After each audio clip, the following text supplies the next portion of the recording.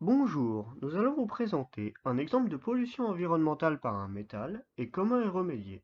Nous prendrons le cas du plomb. Alors, en route pour la rémédiation du plomb.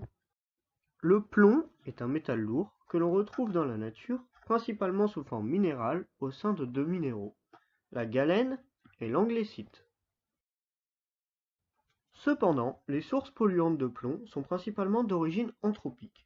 On en retrouve dans la conception et la réparation automobile, dans les gaz d'échappement, dans les batteries de véhicules, dans les composés électroniques tels que les télévisions, les ordinateurs ou les portables, dans les déchets miniers, dans les munitions ou dans les cigarettes.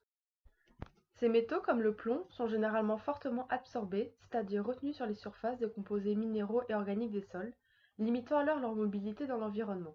Mais des études ont montré que les métaux présents dans les eaux naturelles peuvent être transportés par des particules colloïdales.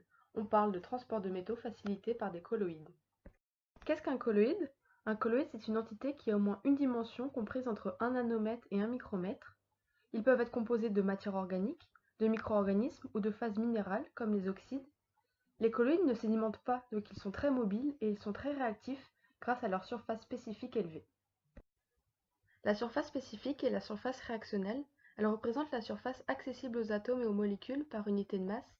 C'est elle qui détermine la capacité d'absorption des métaux par les colloïdes. Ici, on prend l'exemple du plomb qui s'associe aux nanoparticules d'oxyde de fer. Celles-ci deviennent alors un moyen de transport efficace qui concurrence la fixation du plomb par complexation de la matière organique dans les sols. L'efficacité du transport dépend entre autres de la chimie du plomb, de l'interaction entre le plomb et les oxydes de fer, de la concentration et la mobilité des oxydes de fer, de la taille des particules, de la chimie de l'eau notamment son pH, mais surtout de la présence de matières organiques qui freinent la croissance des particules, empêchant leur agglomération et leur sédimentation. Le phénomène de transport est important puisque l'apport fluvial de polluants aux océans est environ 6 fois plus important que le dépôt atmosphérique.